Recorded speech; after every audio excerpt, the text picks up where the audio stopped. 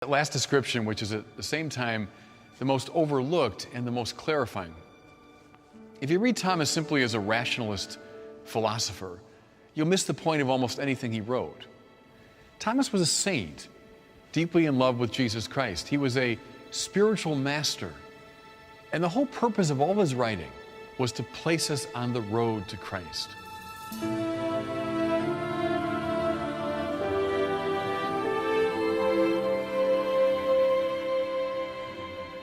Toward the end of his life, Thomas Aquinas was stationed in Naples.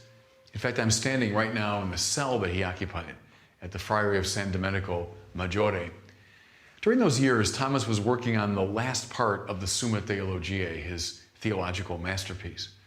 One of the texts in that last part dealt with the Eucharist, and Thomas had a very special devotion to that sacrament. It's moving to me to think that in this very place he was thinking through and writing that text. When he finished, he wasn't entirely satisfied, and he placed the text at the foot of the cross, as though asking for approbation, and a voice came from the cross. "Thomas, you've written well of the sacrament of my body. What would you have as a reward?" And his splendid reply was, "Nil nisi te." I'll have nothing except you.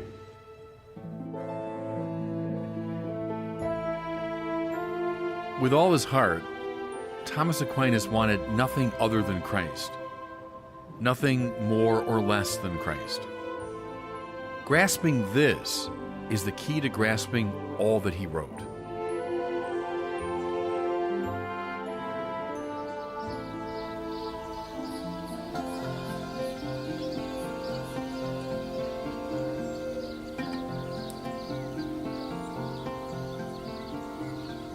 Thomas Aquinas was born in 1225 in the family castle of Roccasecca near the town of Aquino, situated about midway between Rome and Naples. His mother, Theodora, was descended from Norman and Neapolitan gentry, and his father, Landulf, was a minor nobleman. Thomas's family was caught up in the confusing and shifting politics of the day, which pitted the Pope against the Holy Roman Emperor.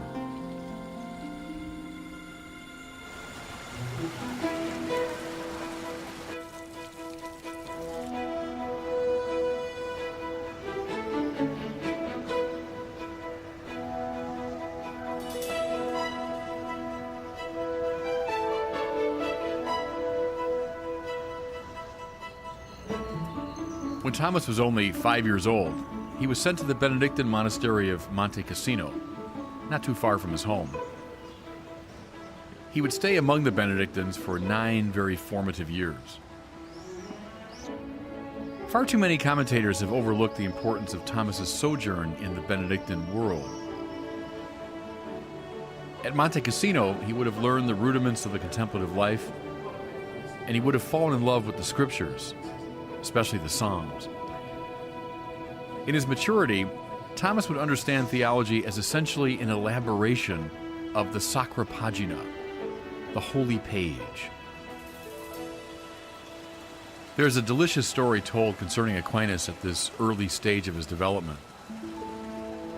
After hearing his teacher discourse on God during an elementary catechism class, young Thomas reportedly said, "But Master, what is God?" He never stopped asking that question his whole life long.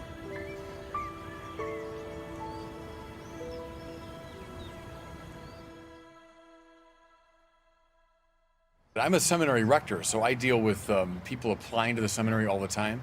And it's not true in every case, but in a lot of cases, you have these young men that say, yeah, when I was 4, 5, 6, I wanted to be a priest. It was already in my heart, in my mind. So that's not all that unusual. Something else I'd say is, how many swimmers start at 5 or 6? How many skaters start at 5 or 6? How many divers? I started diving when I was 5. And we don't think we're imposing on them or we're violating their autonomy. They perceive some excellence. In that case, some, sports excellence. And by God, they want to get at it because they want to be the best in the world at it. So what's so wrong with saying, I perceive this excellence of friendship with God, and I want to get at it right away? It might be our prejudice against religion. Somehow there's something psychologically problematic about that. But we don't think it's psychologically problematic to throw a kid into a swimming pool when he's 5 years old and get him up at 5:30 in the morning and get him going in his practice. So I don't know. I think this is more of a prejudice on our part.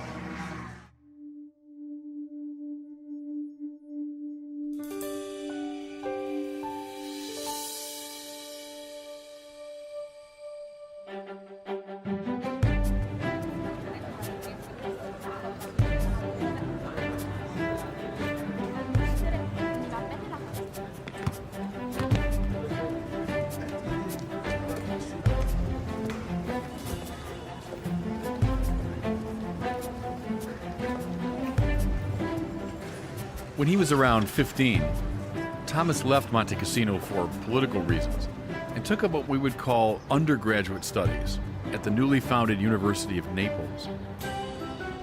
While in Naples, the teenager became a double radical. Under the influence of his professor, Peter of Ireland, Thomas became a devotee of the Greek philosopher Aristotle, whose writings have been condemned by a number of popes. Though some of his texts were known in the Christian West, the bulk of Aristotle's corpus, including his treatises on God and metaphysics and the nature of the soul, were just coming into circulation at this time. Many serious Christians felt that Aristotle's view represented a threat to Catholic orthodoxy. But others felt otherwise, including Peter of Ireland, who taught here at the University of Naples. They felt Aristotle represented a breath of fresh air, a new approach to religious questions, more grounded in this worldly reality. In a word, Aristotelianism was an exciting, even dangerous movement in mid-13th century Christendom, and Thomas Aquinas would become one of its most enthusiastic adepts. But the Aristotelian radical became even more countercultural when he embraced the other great revolution of his time, the mendicant movement. While he was still a university student in Naples, Thomas took the habit of the preaching friars of St. Dominic. Like his contemporary Francis of Assisi, Domingo de Guzman felt that Christianity needed to be revitalized through a return to the radicality and simplicity of the gospel message. And so he gathered round himself a band of brothers dedicated to lives of preaching, poverty, and radical trust in God. For some, the presence of Franciscans and Dominicans was a sign of renewal in the church. But for many others, it was a scandal.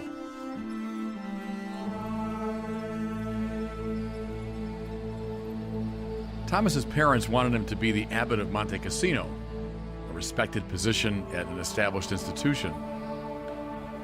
The last thing in the world they wanted, or expected, was that he would join this strange and upstart group of beggars.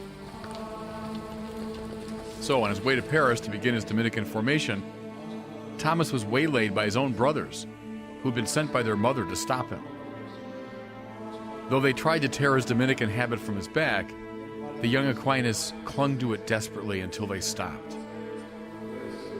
They then locked him away in a family castle in the hopes of dissuading him. It only caused his resolution to deepen. During this time of seclusion, he studied the Bible intensely, memorizing large portions of it. According to a famous legend, his brothers introduced a comely prostitute into Thomas's chambers, hoping to coax him from his celibate commitment. The young Dominican chased the girl from the room, shouting and brandishing a torch. Eventually, his family relented and allowed him to go his way. Thomas traveled with his Dominican companions to the intellectual capital of the Christian world at that time.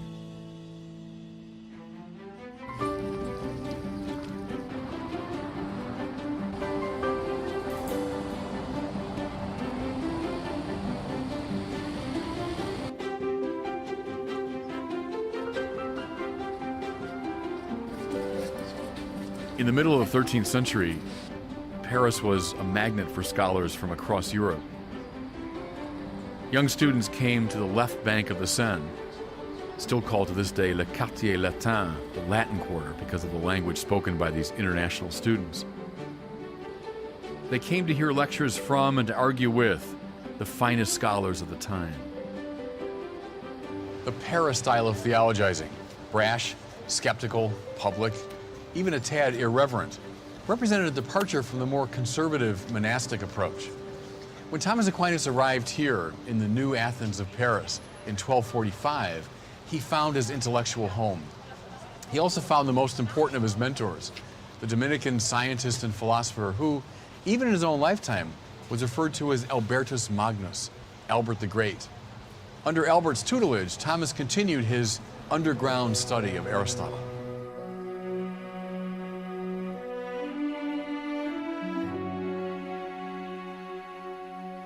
In 1248, he followed his mentor to Cologne, becoming the great man's apprentice.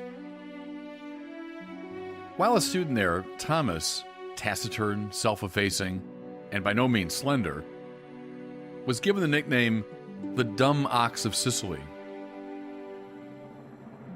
When Albert heard of this, he remarked, "I assure you that the bellowing of that ox will one day fill the world."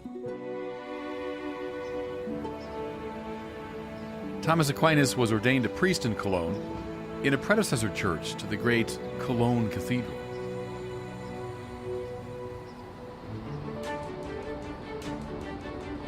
In 1252, he returned to Paris in order to commence what we would call today doctoral studies. And in 1256, the 29-year-old Aquinas became a magister of theology and began to lecture. A magister's tasks were laid out clearly. First, he was to preach, for primarily he was a magister sacrae paginae, a master of the holy page. Preaching would conduce naturally toward biblical commentary, and biblical commentary would lead to the searching out of complex theological questions. These questions, the medievals called them questiones disputate, were not entertained abstractly or simply in the pages of books. They were addressed in the context of very lively public debates. A master such as Thomas Aquinas would announce an upcoming disputatio, and then students and faculty and interested outsiders would gather. The initial part of the discussion was led by a baccalaureus. We call him today a doctoral student. He'd entertain questions, objections, arguments from the floor and respond as best he could. All this time, the magister, the master, was present, but he remained silent. The next day, the same audience would gather, and this time the magister would give his literally magisterial resolution of the question. Then he would respond to what he took to be the best objections from the previous day.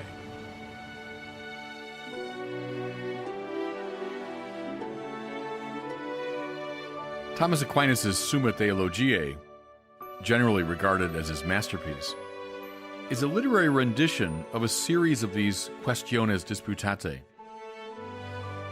A typical article in the Summa begins with a statement of the issue, like the summoning of the quaestio disputata. That is followed by a series of objections, like the comments and questions from the floor, and that is followed by the magisterial resolution of the matter, and finally by an answer to the objections. It is so important to remember the lively background for Thomas's texts as we make our way through them.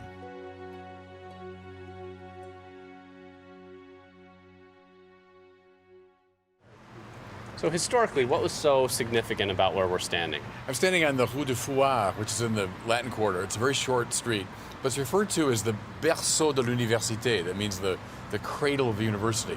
The word fouillard is an older French word that has a sense of like bales of hay or straw, because the students would gather here. They'd put straw on the ground, and they would sit, and their professors would lean out the window or lecture them in the open air. So in the very early days, when the students spilled off the island onto the Quartier Latin, the university hadn't fully developed. That's how it started. So the fouillard gives you the sense of that. Also, right around the corner from here is the Rue Dante, Dante Street, because Dante came here in the very early 14th century, maybe 1302 or something. And he would have sat on these bales of hay and would have listened to his professors.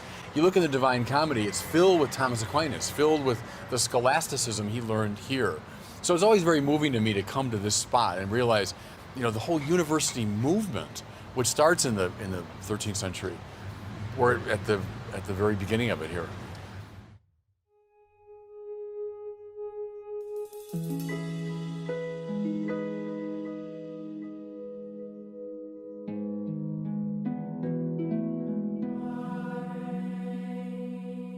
Aquinas' literary career lasted only about 25 years, but his productivity was nothing short of staggering.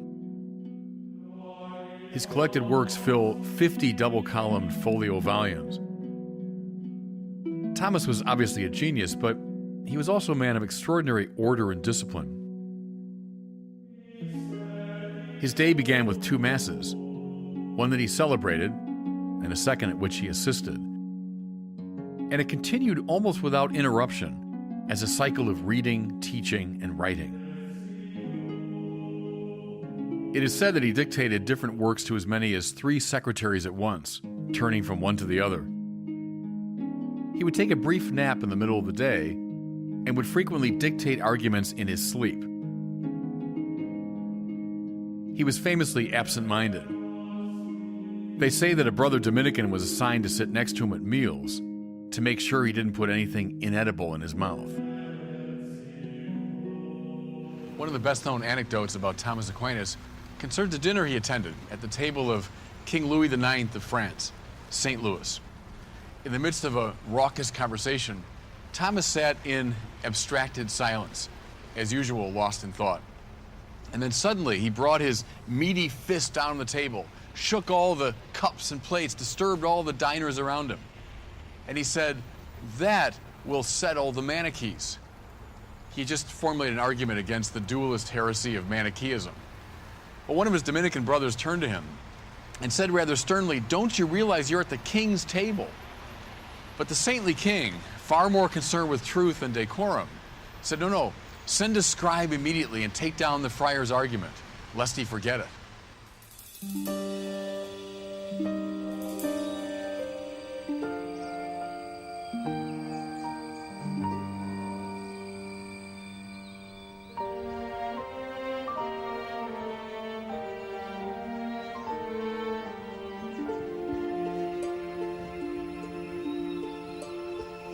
No account of Thomas Aquinas' life would be complete without some reference to the events that immediately preceded his death. When he was in Naples, December the 6th, 1273, the feast of St. Nicholas, Thomas was saying Mass in the presence of his friend Reginald. And something extraordinary happened during that Mass. For afterward, Thomas Aquinas broke his routine of 25 years, and he said, "I cannot write anymore." When pressed on the matter, he simply said, "I cannot. Everything I've written seems like straw compared to what's been revealed to me."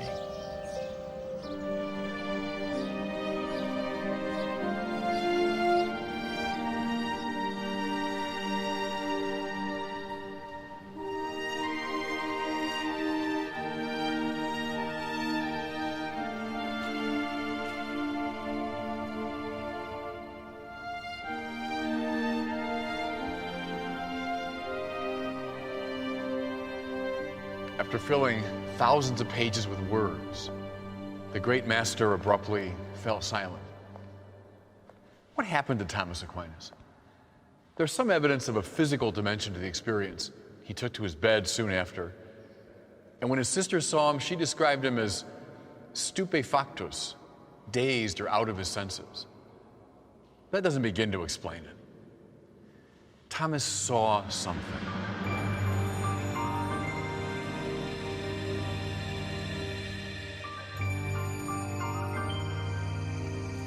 In January of 1274, the Pope asked Thomas to attend the Council of Lyon. And despite his failing health, he set out on the journey.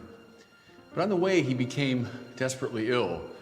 He was taken first to a castle, but Thomas said, "I don't want to die in a secular place." Well, the closest religious house was this Cistercian abbey of Fossanova. He was brought to this very room. Some say that during his last days, he dictated a commentary on the Song of Songs. It was here, just behind me, that Thomas died on March the 7th, 1274.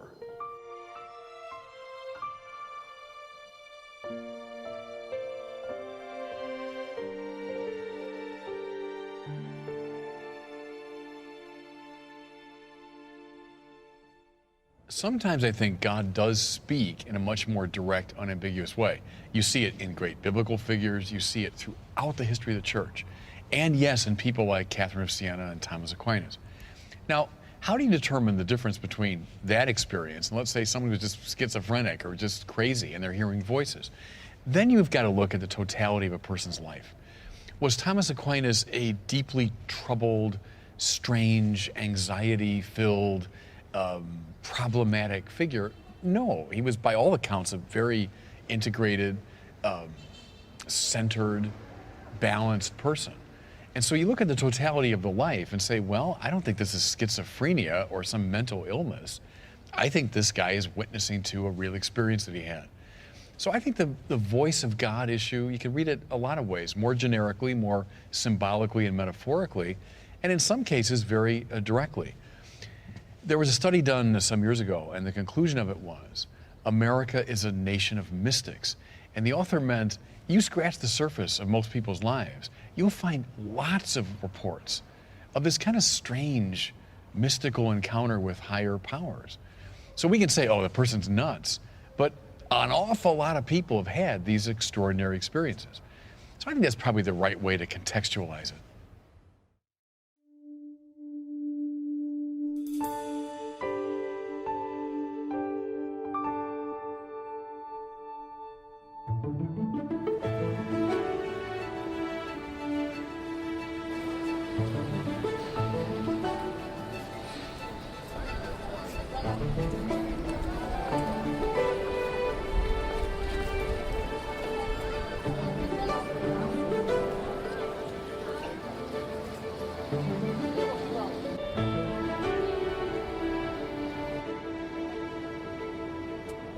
We recall the question raised by the very young Thomas Aquinas. But Master, what is God? I think it's fair to say the answering of that question became the principal obsession of Thomas's life. A curious feature of his doctrine of God is how agnostic it is. Thomas is much more likely to tell you what God is not than what God is. Though he wrote, as we saw, thousands of pages about God, he always honored St. Augustine's dictum, si comprehendus, non est Deus. If you understand, that isn't God.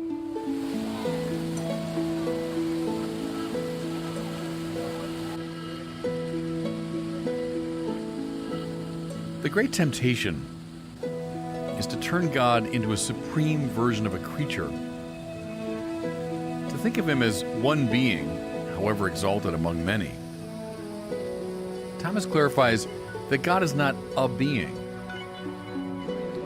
He's not in any genus, even that most generic of genera, namely existence. Rather, God is, in Thomas's pithy Latin phrase, ipsum esse subsistens, the sheer act of to be itself.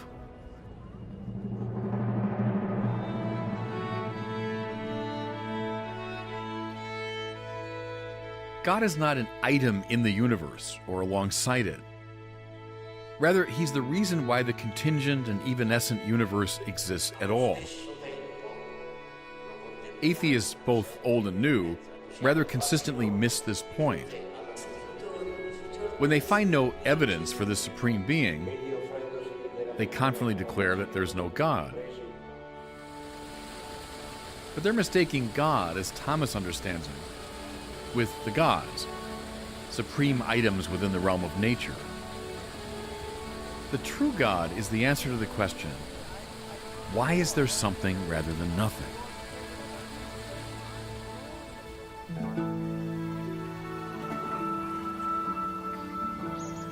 Thomas sums this up by applying to God a term that belongs properly to God alone, namely simplicity. Now, we tend to construe this term in precisely the wrong way, thinking it means something elementary or undeveloped. What Thomas means is that God is the sheer act of being itself, not this or that type of thing. Being without restriction and without limitation. In creatures, there's a distinction between what Thomas calls essence, what it is, and existence, that it is.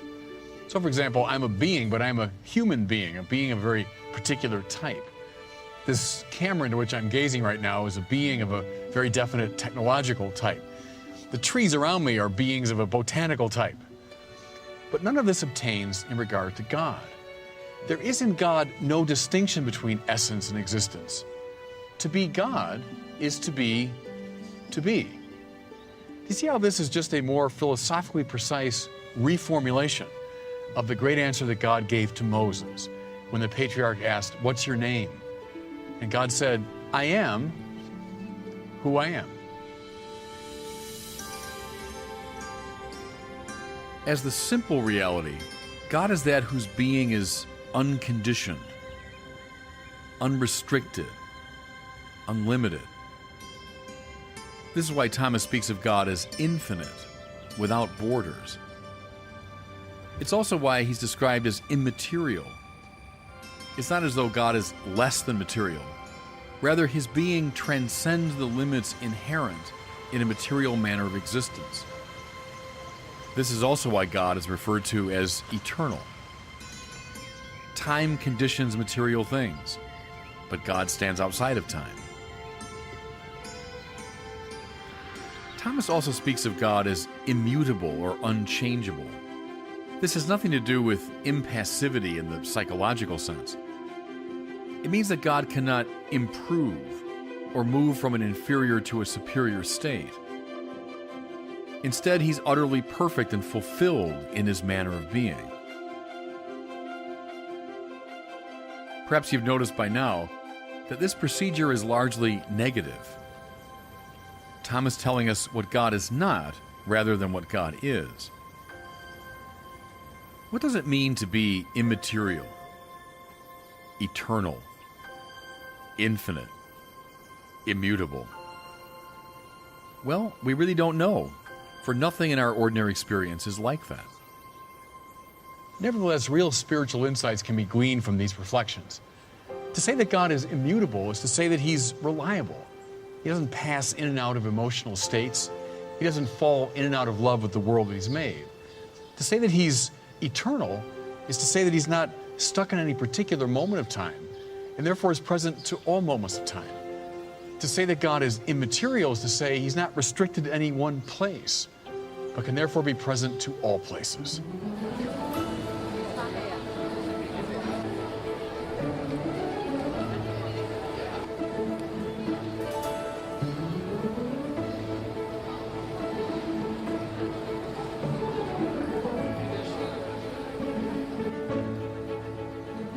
But is the God of Thomas Aquinas personal? Yes. Since he's in possession of all the perfection of existence, he must have mind, will, and freedom. God knows and loves himself first, and then knows and loves all that participates in his being. His knowledge of the world is not passive and derivative, but rather creative. Things exist because God knows them into being. This is why the 139th Psalm is right. Lord, you search me and you know me. You know when I sit and stand. You understand my thoughts from afar. My travels and my rest you mark. With all my ways you are familiar. God's love follows from his knowing. For to know something as good is ipso facto to will it, to rest in it, to savor it.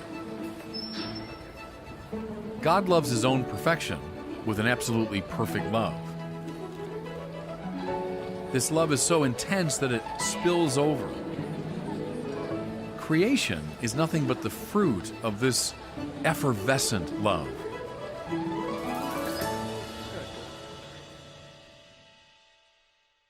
I talked a lot about Thomas's view of God as not a thing in the world, not a thing at all, not a being at all, but being itself.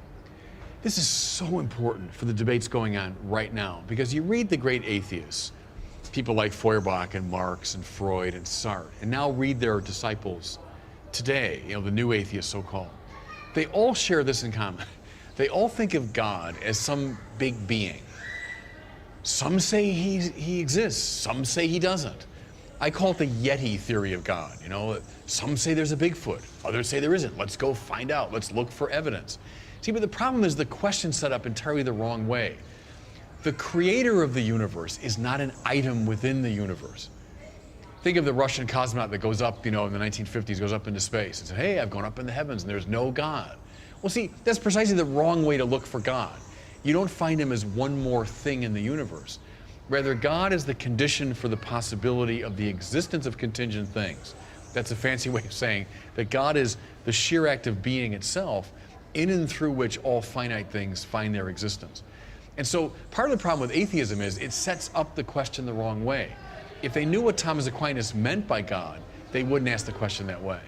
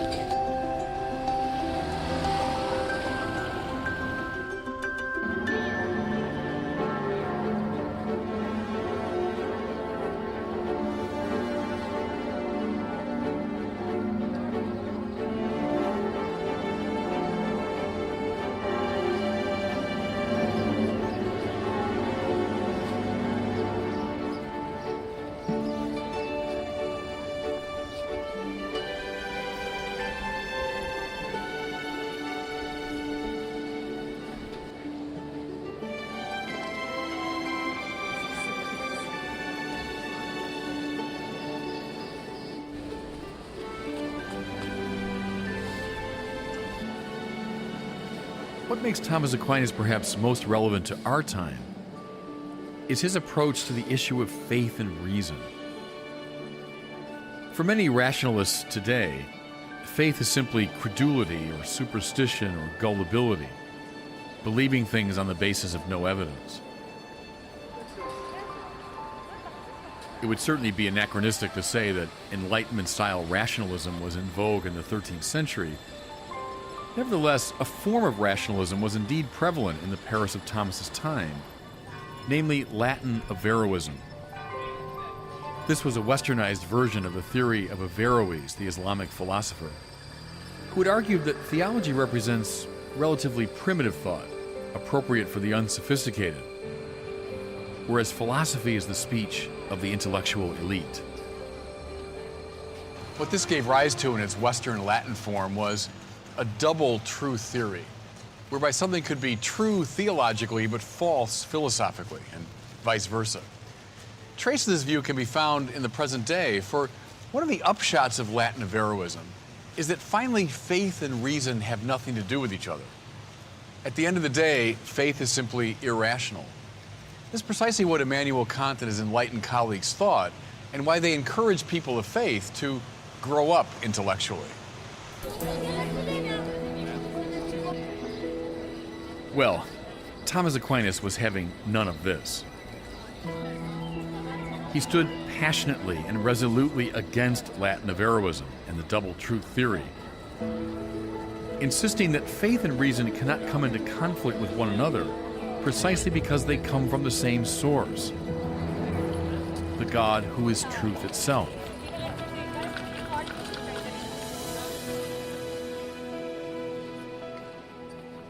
For Thomas, faith is not below reason, not infra-rational.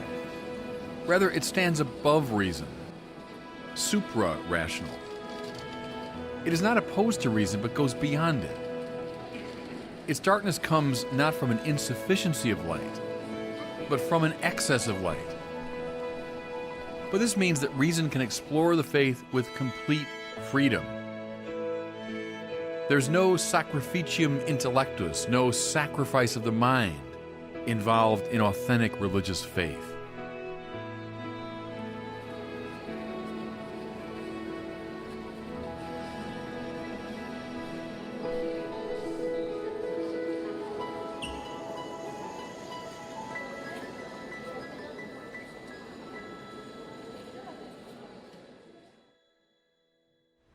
I realize that when you talk about Latin Averroism, it can sound like something so sophisticated that only specialist historians might be interested, but there's a huge resonance. The basic idea was that faith and reason split apart.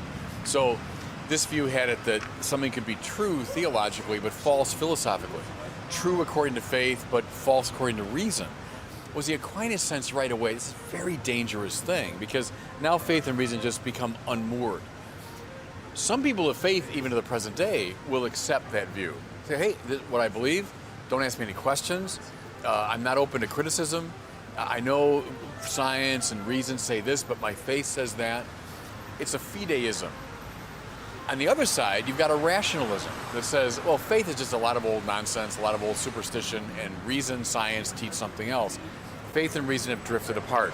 Thomas Aquinas, back in the 13th century in this city, sensed the danger of this, because he knew that God is the truth. Jesus says, I'm the way, the truth, and the life. If God is the truth, then anything true, whether it's mathematical truth, scientific truth, philosophical truth, is from God. And therefore, it can't be at odds finally with faith, which is from God. So he kept the two of them together, which I think is enormously important. Whenever faithful people are tempted to say, oh, don't ask any questions, whenever scientific people are tempted to say, oh, faith is a bunch of nonsense, Thomas Aquinas stands athwart those two positions and brings them back together.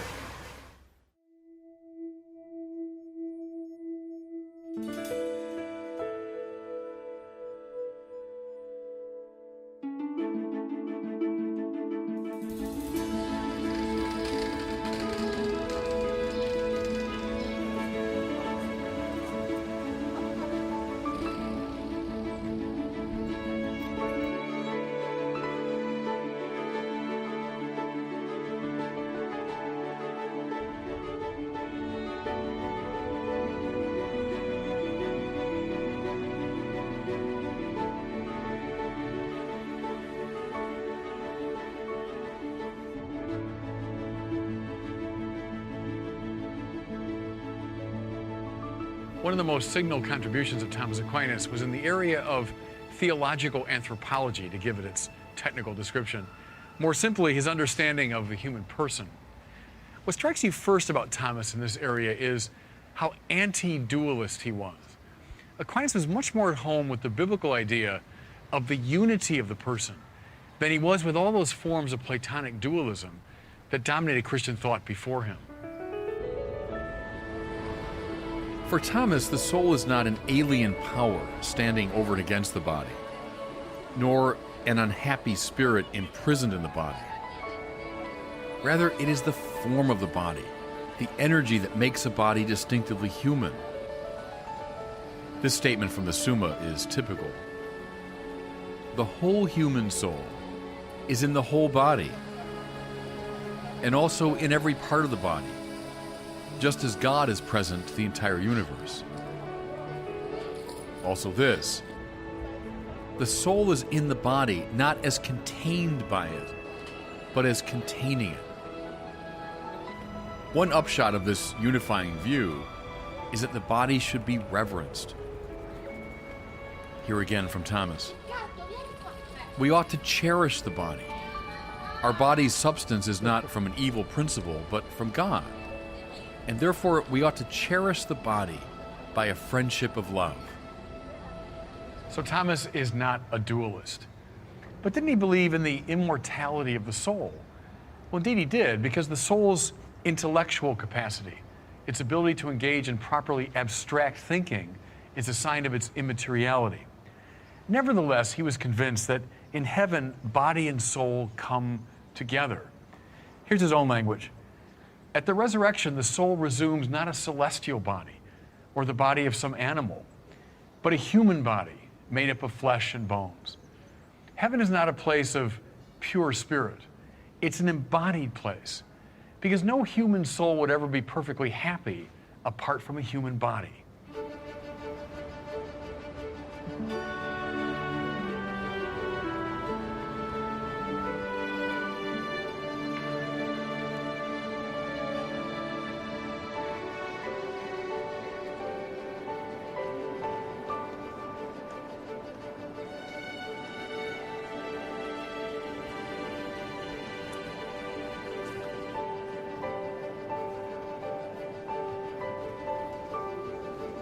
Another key dimension of Thomas's anthropology is his biblically based conviction that the human being is made in the image and likeness of God. This has nothing to do with physical resemblance, for God is not material. It has to do with the curiously infinite capacity of the mind and the will. The mind is never satisfied by any of the particular truths of the sciences or philosophy. It wants to know the truth itself. The will is never satisfied by any particular good. It wants the good itself. In a word, both mind and will are ordered to God. By nature, we are ordered to something beyond nature. And from this paradox flows much of the drama and poetry of the human condition. The human being is made for ecstasy, for the journey into God.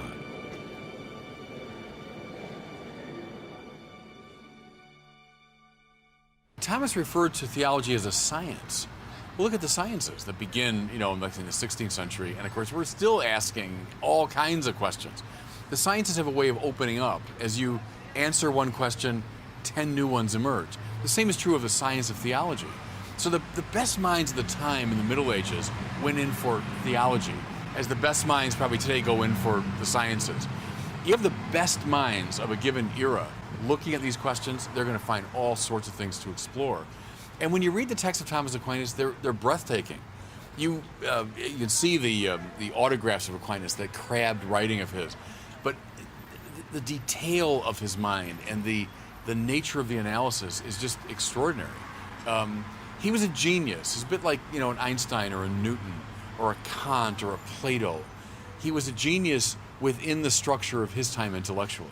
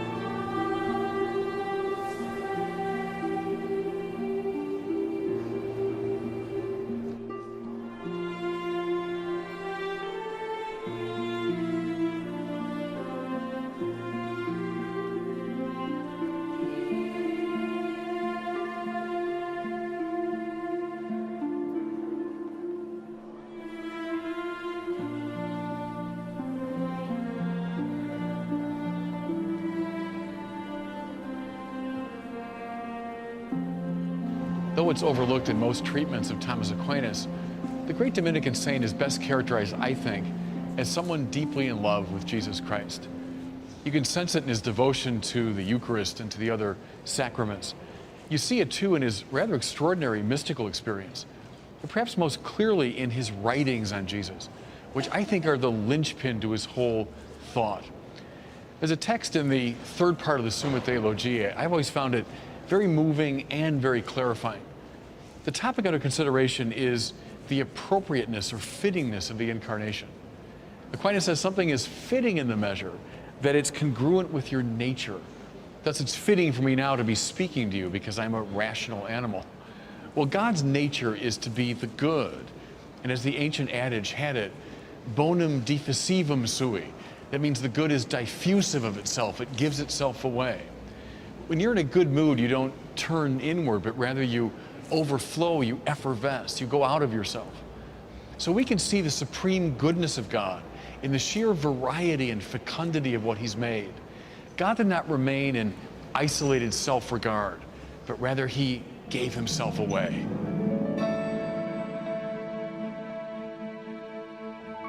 But if God is the absolutely highest good, then it would follow, it would be conveniens or fitting, that God would give himself in the fullest possible manner.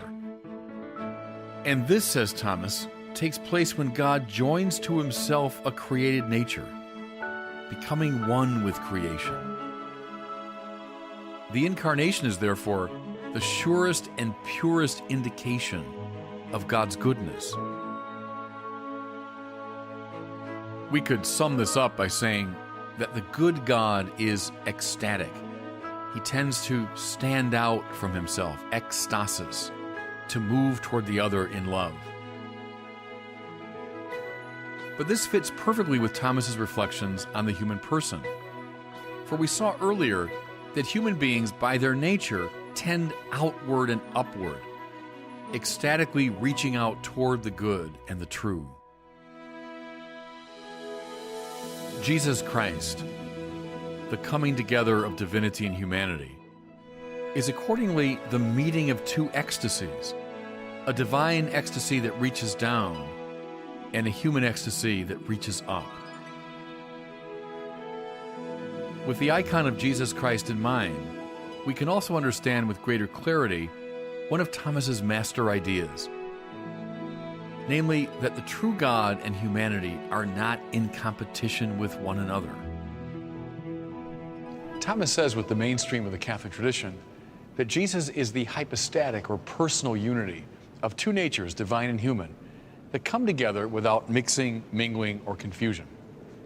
Jesus is not quasi-human, quasi-divine like Hercules or Achilles, nor is he merely human like a great saint.